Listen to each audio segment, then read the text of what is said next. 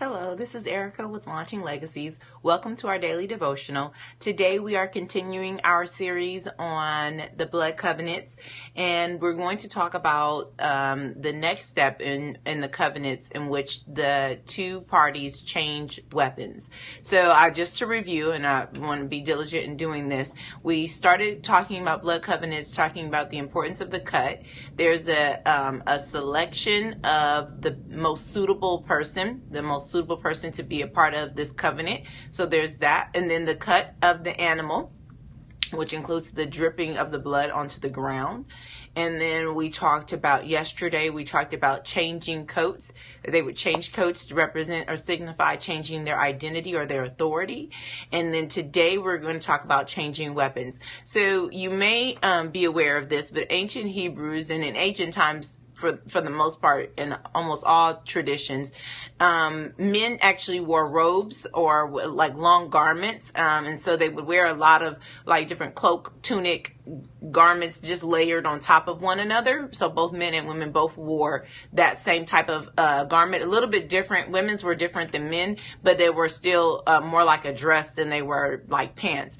How they became like a pant was when they went into war or they went to work to do something. They would pull the garment up and tuck it in their girdle, okay, or their belt, okay, and so they would pull the garment up and secure it that way, so it turned into like MC Hammer pants, okay. They would turn into like kind of a pant type of thing so that they could do work. It wasn't until later on that actual pants were made, and men wore the garment that we now know of as pants, right? That women wear them too now, but that wasn't something that was worn at the time. They were wearing long robes, and so the robe was secured in a girdle. Also on that girdle would have been their weapons. It's like a holster. It would hold their knives or tools, whatever weapons they would have that was associated with their trade. So even like remember, we're looking at Copeland. Copeland is the writer of this information that I'm transferring to you all. So what he talked about was the farmer, how a farmer would still have a weapon, even if he wasn't a warrior. He may have like a small knife, or he may have a something sizable to protect his animals or do whatever he might have needed to do. So he would have weapons, and that weapon would be secured by the girdle. Okay. So when they, in the blood covenant, we talked about how the blood was shed and they would walk in a figure eight across the blood. The first time they walked on the figure eight, they exchanged coats. The second time they walked in that figure eight across the blood in this blood covenant process, they would exchange weapons. Okay.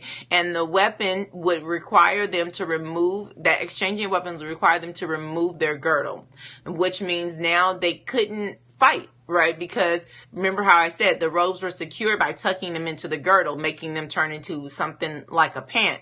Okay, well, when you remove the girdle, then you don't have anything holding all this material up, okay? And you've let go of your weapon. So they would change weapons to signify two different things. One, again, the vulnerability, which we talked about yesterday. The vulnerability and the exposure. Actually, we talked about it 2 days ago when we talked about the cut, the type of cut that was made. But the exposure and the vulnerability here is that I've let go of my ability to even tuck my garments so that I could fight. I can't do that while my girdle is loose. There's no place for me to put the excess material. So I'm putting myself in a place that's vulnerable. But when I take your weapon, then I say your enemies are my enemies now, right? And my enemies are your enemies. And we see this in the covenant that God makes with the Israelites. He says that who curses you, I will curse those who curse you and bless those who bless you. That's what it says. And so what is he saying? I'm going to be the friend of those people who are a friend to you, and I'm going to be the enemy of those who've chosen to be an enemy. They've chosen whatever they've chosen to be with you, they've chosen to be with me, is what he's saying. And so in this blood covenant, the same agreement is being made as that vernacular. He's saying, look, I'll take your weapons with me, so I'll curse those who curse you. If they want to come against you, then they're my enemies. because I have your weapon. I stand on your side. And if they want to bless you, they're going to be your friend, then I'll choose to keep my weapons holstered. I'll keep myself in a position where I won't fight, because whoever you fight is my enemy, and whoever you bless is my friend. And that is the covenant that's being established here. I'm vulnerable to you. I'm not going to fight you, because I don't have on a girdle to fight you, right? Because I'm in the process of exchanging with you what you are giving to me. We are now going to share in this responsibility to have a similar or have the same enemies and have the same friends. We're becoming one in this process, and I hope you see that. This blood covenant is quite extensive. There's still 2 or 3 more steps that we're going to go through, or parts to the blood covenant. But this is extensive, because here what we're saying is, look at whatever basically you identity, whatever enemy, whatever friend, whatever profession you have is now my profession. We are becoming one through this blood covenant. And that's a big deal. So I'm praying for you. I hope that you're praying for Launching Legacies, because we do want your prayers. We covet your prayers.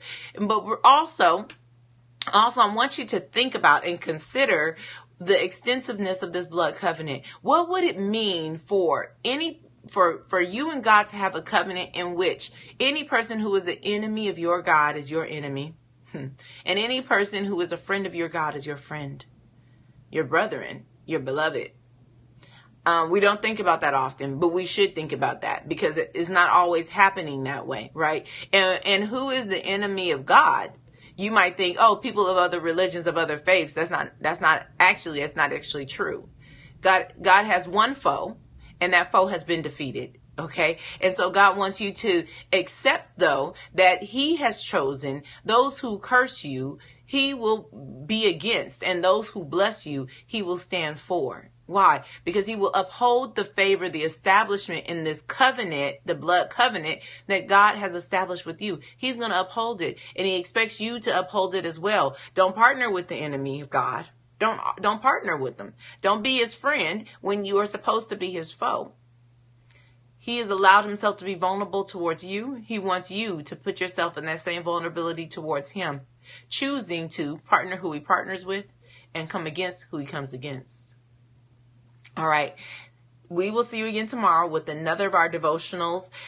It will be the next part of the covenant. We'll just keep going into next week, continuing the blood covenant. But I do really want you to consider all the parts of this blood covenant. This is a place of undying loyalty, and the merging of two into one.